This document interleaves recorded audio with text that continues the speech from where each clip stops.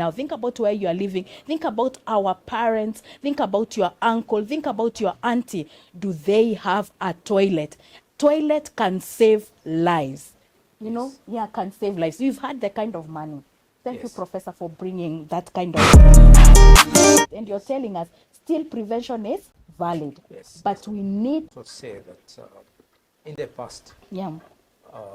I remember in 1974 again, we had a big cholera outbreak, and we forced the people in Kisumu at that time to put up toilets.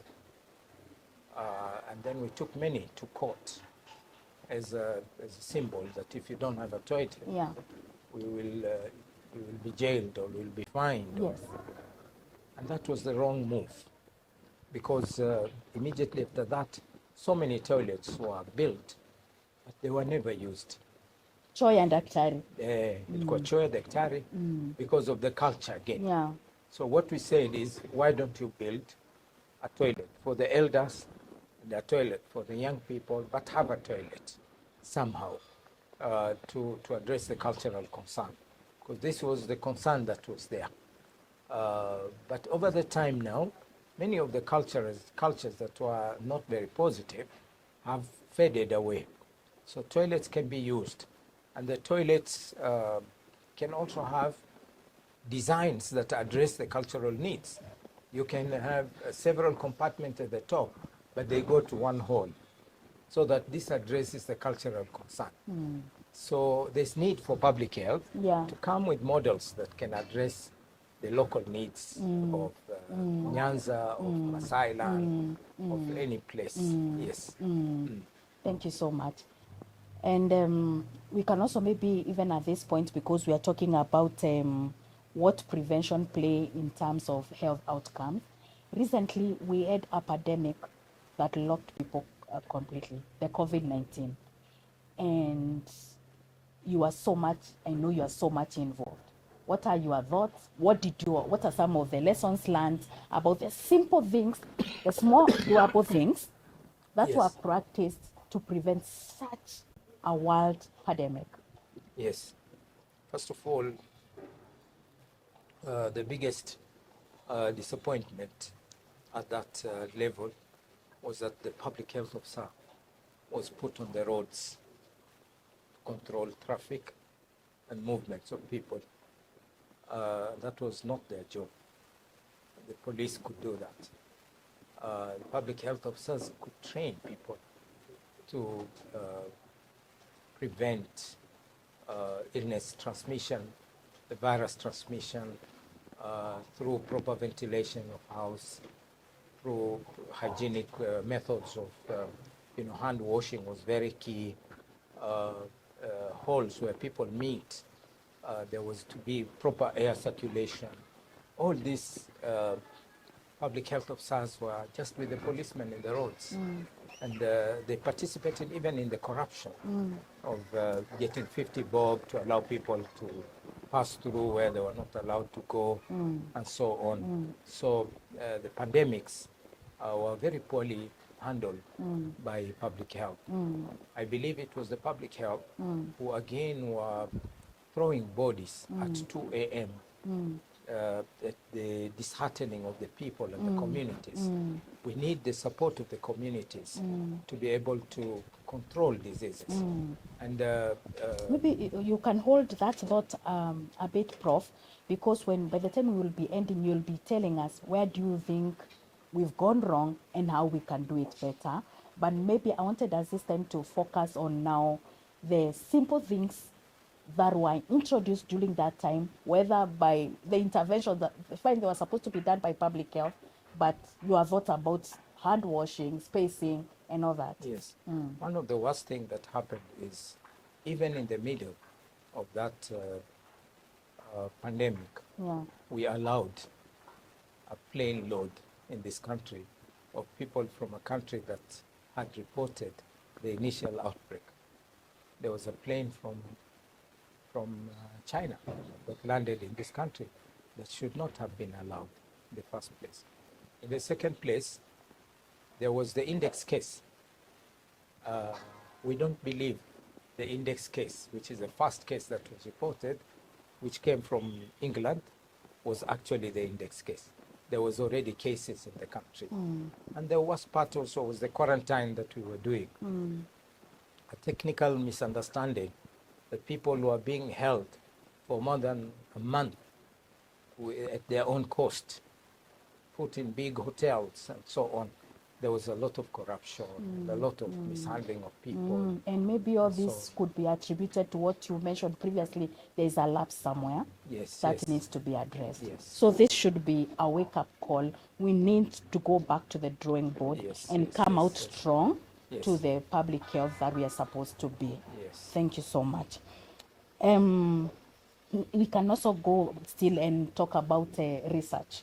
You have worked in Kemri for the longest. You've done many projects in Moya, in the coast region, in the northern region, almost all over the country you've done projects.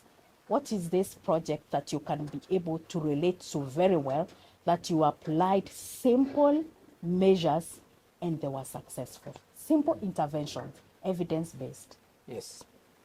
I think, first of all, the people of, I worked for about 10 years in Moya irrigation. Yeah. And when we went to Moya, the prevalence of schistosoma, Bilharzia in simple terms. bilharzia, was around 60 to 70%. Yes. And, we were able to increase the velocity of the flowing water so the snails could Yeah. not survive. Yeah. We also trained the people not to wedge in water. So we changed behavior of the people to avoid water contact with contaminated waters. And we also trained them to wear PPEs or preventive Yeah.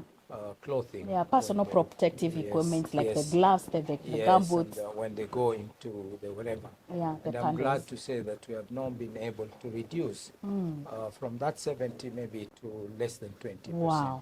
Just which is a draining. big- yes, And yes. that is what we are talking about. Yes, Public sir. health prevention, the strategies are so simple. Yes, You yes. can hear cases of bilharzia in Moya, something also so researched.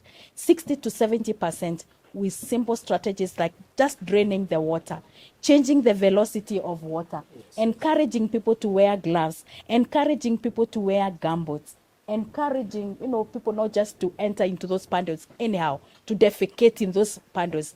The disease was reduced significantly. And that's what we all talk about when we talk about small doable action.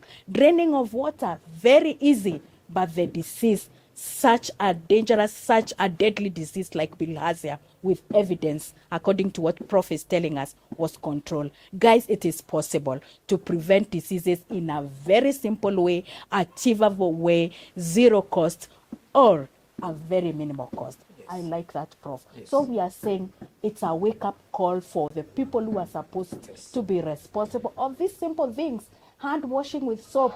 During COVID times, hand washing in soap with soap was all over the place. Yes. Go be in front of the supermarket, in the banks, offices, all over. Yes. Yeah, and I believe the indicators improved significantly because Yes. of simple things like that. Yes. That is really amazing. And now we can go back to something you started talking about, the challenges now. What are some of the challenges that a modern day, public health preventionist is experiencing? I think one of the key things is that public health has been disintegrated, Yeah, fragmented yeah, into different cadres because of the gap that we ourselves created by not approaching this in a specialized way. We became, there were vacuums that were created. yeah, So public health is not clearly understood as to what is public health. What can public health do? yeah. Uh, the scenario has changed. I was a consultant in the development of the cholera strategy in this country for 2012 to 2016. Yeah. The virulence of the Vibrio Yeah. has changed. The approach, we don't need to look at index cases anymore to look at where did it start, where did it do what, because the Vibrio can even last in the environment for a long time without being recognized. And then the mistakes that we did in the past, for example, in cholera, I remember in that 1974, Yeah. we were forced to use tetracycline.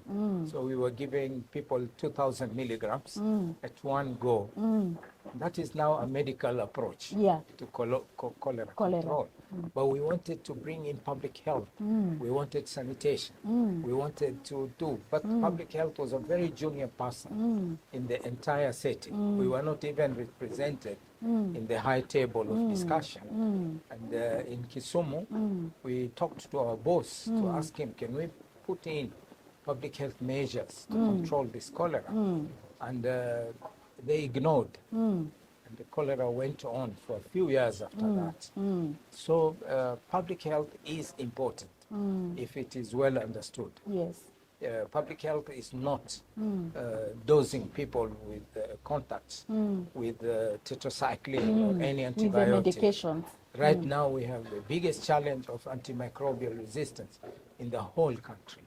This has to change. Yeah, it has to change. has It to has to change. change. We have to change the perspective from curative Yes. to preventive. Yes, Because you're yes. saying now we have the biggest now issue when it comes to antibiotic resistance Yes. in human and also in animals. In animals, Yeah. yes, So yes, we have yes. to go back to behavior Yes, aspects, yes, behavior yes. change aspects. Yes. And you know, you said something that is researched in Moya some time back, just draining water.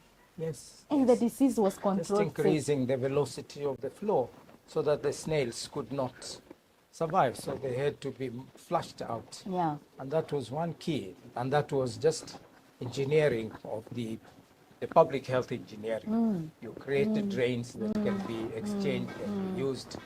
So, yeah. You are telling us they look small, simple, but they Very effective. very effective. Yes. They are high impact interventions. Yes. My fellow PHOs, think we need to emphasize and just and think that the simple interventions we advise the community, they are important. Hand washing with soap, it's important. Telling people open the window on daily basis, it is very important. You may not be able maybe to see, to imagine that, but the impact is so high when it comes to disease control. Yes. That is amazing. And now you're telling us still the profession is so valid. Yes. It is valid. Yes, We only need to position ourselves Yes, according to the changing times, like what now you are telling us about cholera. Yes. Now it is not the Vibrio cholera. Vibrio cholera is the causative organism for cholera. They used to look for the index case Yes, or the yes. first case where it started. Yes. Now it can even stay on the ground for a very long time. Yes, So we yes. need public health researchers. Yes, Yeah, yes. because they are the first contact to the community, Yes, that they yes. can be able to inform Yes. that things have now changed. Yes. Wow, I think that is very good. With the changing times, we also need to change and package ourselves according to the changing times. Thank you. Yes. Now, despite all this, where do you see public health 10 years from now? 10 years from now, Yeah.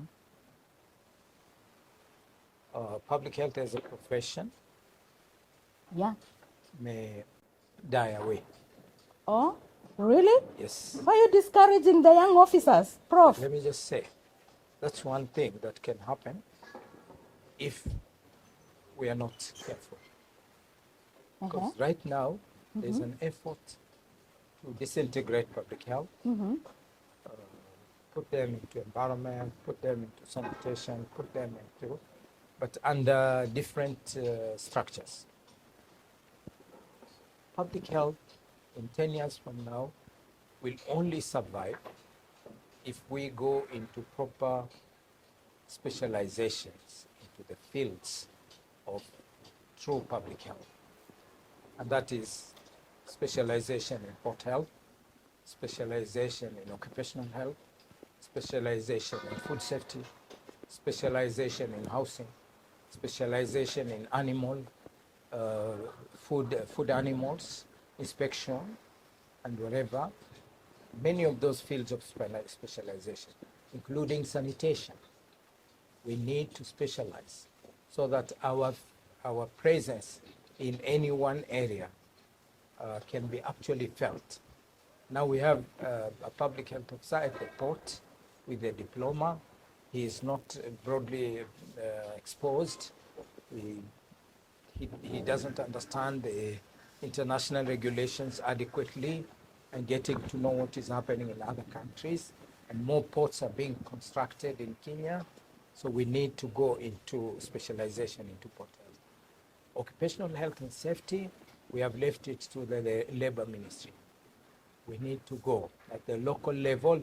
The public health officer is still an occupational health person to be able to monitor those welding places, those lighting places in the villages, in the marketplaces. They need to look at it from that perspective. Public health has to look into causative of diseases. Even our role now in non-communicable diseases. You are aware, for example, that they used oil. Yeah. Excessive use of cooking oil is the cause of cancer. Yet there's no control. We have done a study. There's no enforcement of the law with regard to the use of these overused cooking oils, and they cause cancers. Tell us that more. Yeah. So it means before I take that cheap Oil. oil, you know, and deep fried fish, I need to know about that oil. Yes. Yeah, tell us more about that oil. Yes, because you know, the big hotels, after they use their oil, maybe they sell it or they give it to the fishmongers in our places, or to the cassava seller, or to the mandazi seller in the streets, and they use that oil. When they use that oil that has been overused and overheated, it transforms into the peroxides, into the trans fats, and these are carcinogenic. Wow. And They many trigger the people- body cells. Yes. And many people, because of poverty, Oh. they go for that cheap food. Oh. And we have cases of cancer Oh. coming from those levels. But that's the role of public health, to ensure that these food vendors and the street vendors actually sell food that has been cooked with proper oil, not used cooking oils. Yes. That is so important and so enlightening, because I don't know many people know that the oil is supposed to be changed. No, Prof, I worked a lot as a public health officer, and I don't know, maybe most even of the people do not know that that oil is supposed to be changed. Yes. And there are some hotels I observed adding, keeping on adding.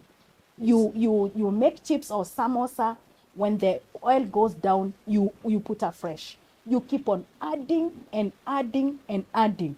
Meaning there may be hotels who are using last year's oil. Yes. Yeah, some Very remnants of last year. So Yes. this is a wake-up call now that we are talking, even in the country, we are not talking about communicable diseases. We are talking about non-communicable, like cancer. Cancer cases are so high. And you're telling us that oil, overheated oil and overused cooking oil, could be a predisposing factor. Yes. You have addressed the issue of the vendor who is getting that used oil and reusing it again, either to burn the fish or to do what they call chips mwitu. You know chips mwitu, Prof? Yes. Yeah. But how about this person who is disposing it? The big hotel who is giving it out? Is there a channel that they're supposed to give it out or dispose? Yes, and this is where we have done research in 4 counties in this country, and we've looked at which counties maybe you would mention? We've done Nairobi, we've done Kisumu, we have done Kwale, and we have done Mombasa. So we have seen that in Mombasa, it is the muhogo, the cassava, the crisps, the muhogo crisps, the potatoes, the chips, the mandazi, the sambosa, are made from that type of oil. So these are very common. And in Kisumu, it's the fish. And in Nairobi also it's the fish, and sometimes now they also make chicken and things like that. And what you have said is more than 50% only add oil. They never stop using. They never stop using. Yeah, they keep on adding Yeah. the oil Yeah. to oil, Yeah. so that there is continuity of the oil use. And this is very dangerous. We have noticed that, and we will soon be hosting a seminar for public health officers Wow. Yeah. to share with them some Yeah. of our findings. Yes. Yeah, to be able to support the control. Yes. You talked about legislation. Maybe you would talk about that Yes. a little bit further. There's the food, drug and poison substances. Yeah, Chemical Substances Act. Yeah, 350 something Yes, two it's- something. And there is the CAP 242, Yeah. public health. Yeah. And then there is the NEMA Act. And all these can be used. They're not structured. The 354 can be used because it talks of fats and oils. Yeah. And we saw it could be utilized to address some of these challenges. But we, sorry, we also have international laws Yeah. like Codex, Yeah. which advises on the carcinogenic substances that are food additives, which should be, and the oils can also be mentioned there. So if we do not have sufficient, local county bylaws can be able to be made to address some of these challenges. There are some of the upcoming challenges. Yes, Because yes, I yes. think when you started public health, this the banning of the fish was not as rampant as Yes, now. yes, Those yes. are the changing times that you are talking about. Yes. And you know, also in Sheeri the Preventionist Show, we always talk about people being vigilant themselves. You are responsible of your own health. Yes, So yes. we are encouraging people before you eat that samaki, the fish and the chips, you need to know, Yes. do yes. they have the oil? You know, Yes, yes. is the fish being cooked in a sanitary area? Be responsible of your own health. Your health is your responsibility, and my health is my responsibility. And together as a society, it is our responsibility. Yes, and our responsibility as public health officers, in addition, is to protect the To consumer. protect the consumer. So we have a higher position and responsibility to protect the consumer, to have what he is expecting to Yeah, use. Prof, you talked about public health laxity. What do you think? And maybe the profession dying. What is going to happen? What would you maybe hypothetically foresee if this preventive or this arm is not functioning? How will Kenya be like? We will have problems because everybody thinks that they can do public health. And that is the risk of it all, because public health, as I said in the beginning, it's an art and science. And our concentrated training in the first diploma holds it all. Yeah, Our master's and PhD level is really research methodology. just at top of the icing. Yes, yes. But the actual training is that bottom training. Yeah, And that is where we need to enforce our support. And what we need to do, as I said earlier, is to identify the country needs, the TNA, the training needs assessment that we have done, and then implement it for us to be able to survive in time to compete with others. I'm looking at the nursing, for example. yeah. They have a medical ward nurse, they have an ICU nurse, they have a post-surgery nurse, they have all those type of Hey, things. oncology nurse. They have Yeah. subdivided themselves, but the public health remains a public health, master of all, Yeah. jack of all, and master of none. And nowadays we are going for passion. What are you resonating with? When we began, you said that people maybe went to further because you want a promotion. We should be beyond that. Yes, That you will go, what do you feel is your calling? Where is your strength? Yes, Are you, yes. is your strength in solid waste? Yes, Is yes. your strength in food hygiene? Is your strength in health education? What is Yes, your strength in research? And you know, nothing can beat something that resonates from you. Yes, Because each of us, how we are created by God, there is something special in us. Each of us have some particular uniqueness. Yes. There are those who are not good in research. They are not who are not good in building construction. But when it comes to community activities, they are very good at it. Yes, yes. I liked when I worked, Prof, for Ministry of Health because I was extremely passionate when it came to issues of school health and community strategy. I loved it, and I felt that it resonated so well with me, with my personality. Yes. And I think we need to master ourselves, because they say the highest mastery that you can have is mastery of self. So even in other cadres, it's important to have a mastery of self, that what is this thing that you feel that you resonate so much with? Yes. Run with that, because you will flow very well. And with that, I think we'll have positioned ourselves with the changing times. I wanted to say that many public health officers look down upon school health. They feel it's not a place of priority, maybe because of the corruption. There's no corruption in school. When you go, the headmaster has nothing to give or whatever. Yeah, But at the school, yeah, you have water and sanitation needs. Yeah. You have food safety Yeah. needs. Yeah. You have sanitation itself. You have disease control. You have all the elements. It's a community on its own that needs to be addressed, needs a specialized person who is trained specifically for that to be able to do it. Wow. But now you're finding Ministry of Education people and nothing penetrating that area. because there's a gap. There is a gap. There is a gap. There is a gap. Thank you, Prof, for that. And now, health was devolved. What are your thoughts? I think we have blundered a little in this devolved government system, because most of the experienced people who are working in those areas, maybe they did not belong to those communities.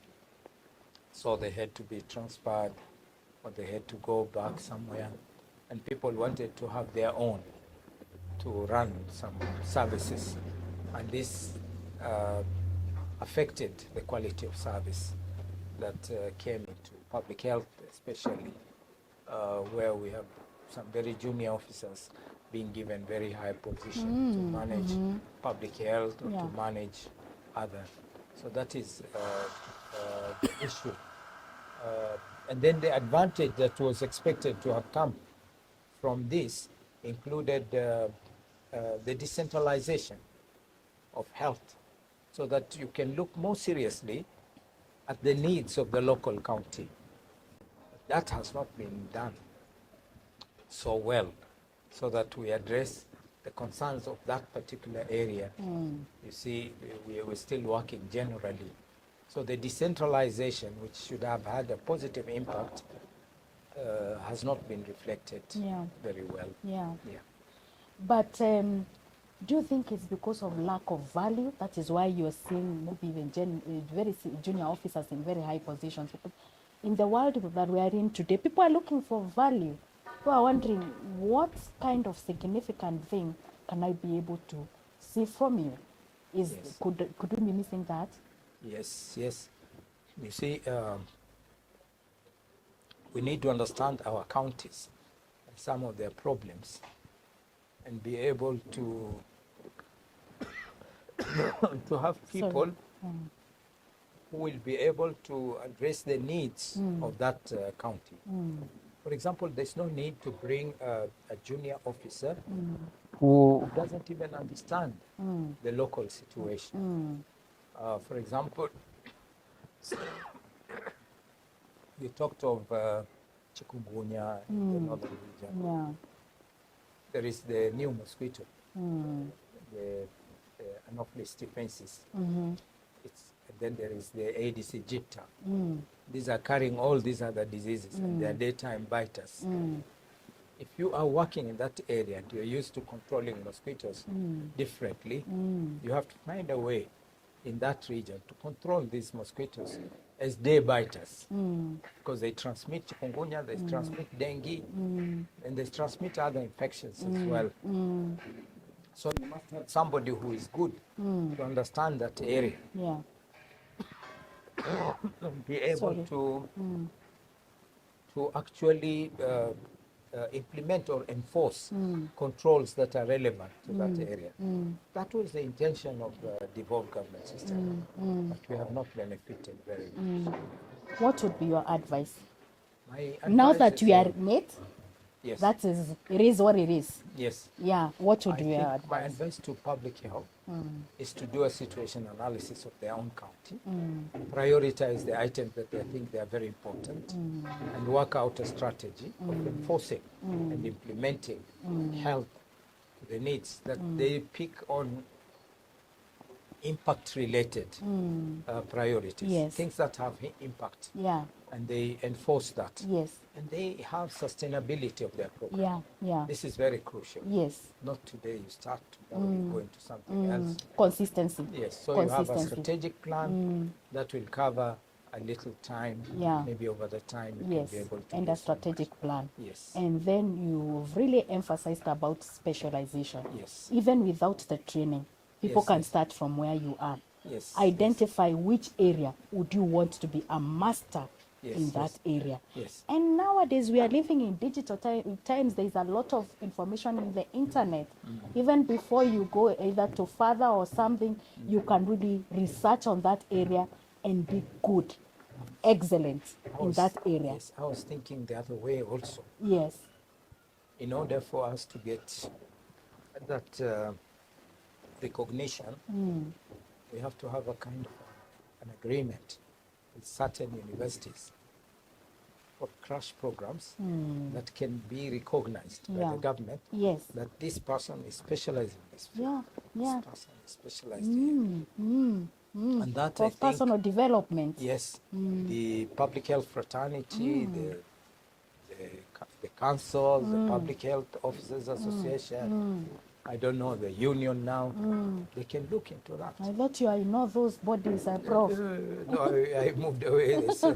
Okay. Okay, so it's a wake-up call because Yes. you have seen it all since 1973 to where we are now. Yes. It is quite a journey. So there is so much that you can be able to predict. Yes. And one level that you are predicting right now is that the public health, which is supposed to be in charge of prevention, there is a laxity. We need to have a wake-up call, and one of the things is the specialization and adding value in each and every person, the Yes. areas they are, and having a strategic plan. Yes. That is very important. Give hope to the young officers. Yes, There is hope anyway. there's a lot. Yeah, There's there a is lot of hope. hope Our for children those, are trained in as PHOs. Is there hope? Yeah, Yes, give yes. them hope. The public health officers, Yeah. there's a lot of hope. The scope is wide. We need to fill in that scope. Don't rush into studying, doing masters or whatever.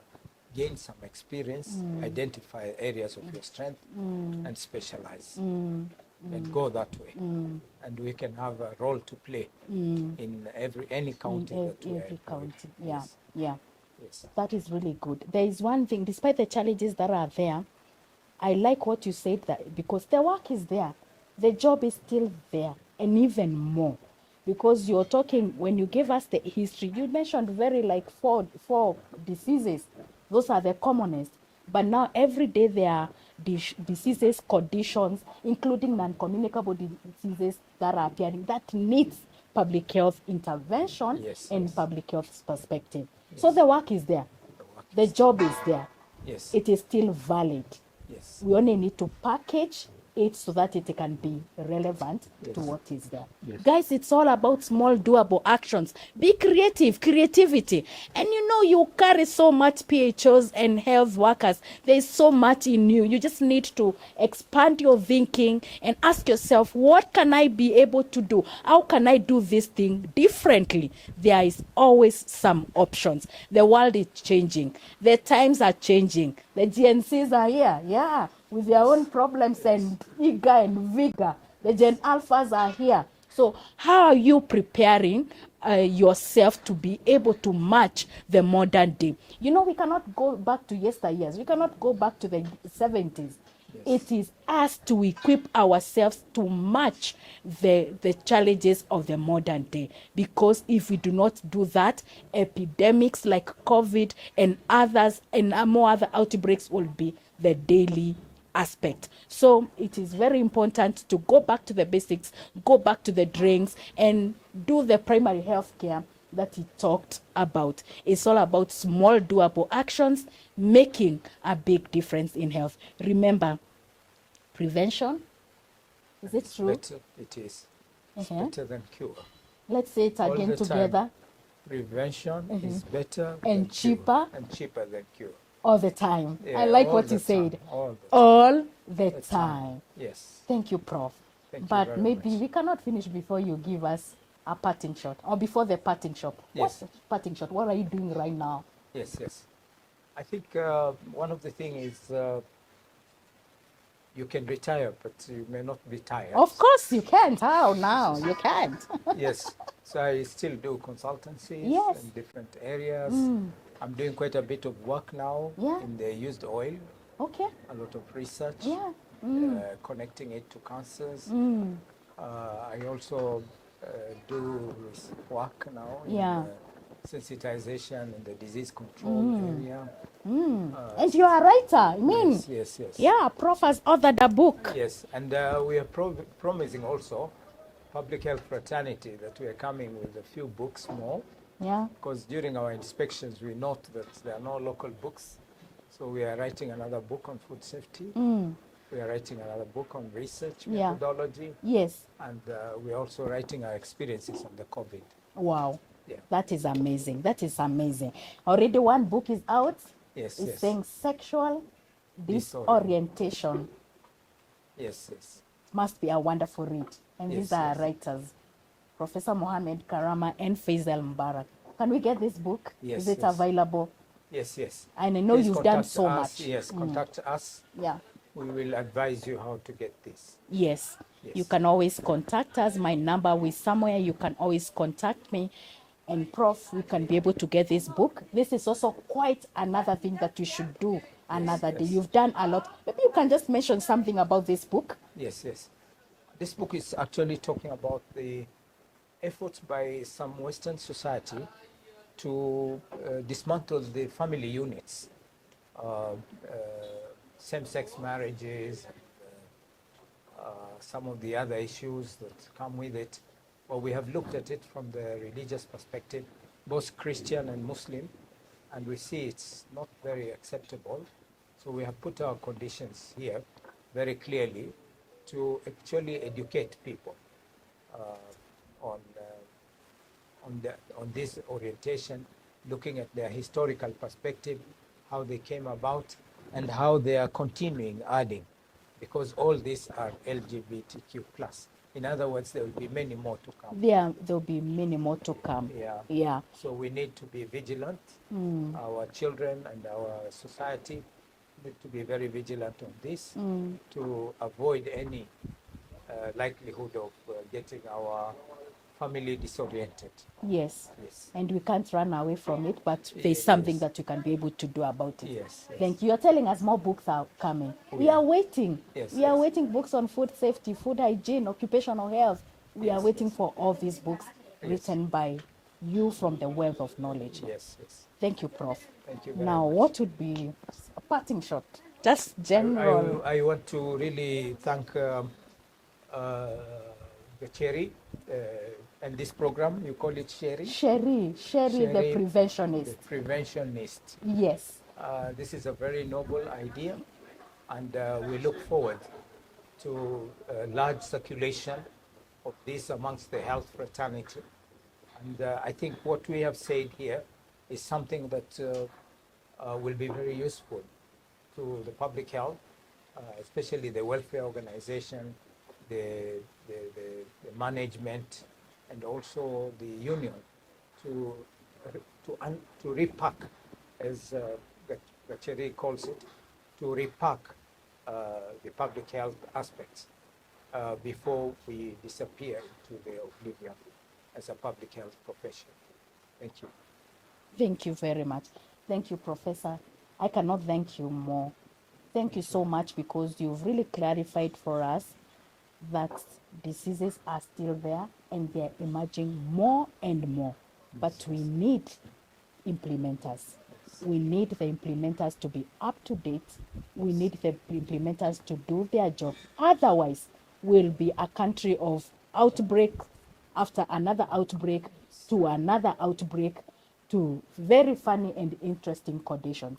We have to put our arts together. Thank you so much for joining us. This is Sheeri the Preventionist. Here we talk about small doable actions. Today you've known that that chipo, that fish, could be contaminated by used cooking oil. Overused oil, it is dangerous, and it is one of the predisposing factors when it comes to cancer. Be vigilant. It is your responsibility. Prof, again, Thank you. prevention is cheaper and better than cure. All the time. Yes. Again, Professor, small doable Doable. actions making a big difference in health. Let's do it together again. Yes. Small doable actions making a big difference in health. I can tell people to subscribe. Keep on subscribing. Please subscribe to this show. It's Yeah. going to have a lot in public health. Yeah. Yes. Yes. Thank you very much. And we love you again to talk about adolescent and sexual health. Yes. Yes. And HIV and AIDS, you've done so much, a lot Yes, of research. yes. There's so much that you can discuss with Prof. Thank you so much. Keep subscribing. This is Sheeri the Preventionist. Stay safe, stay healthy.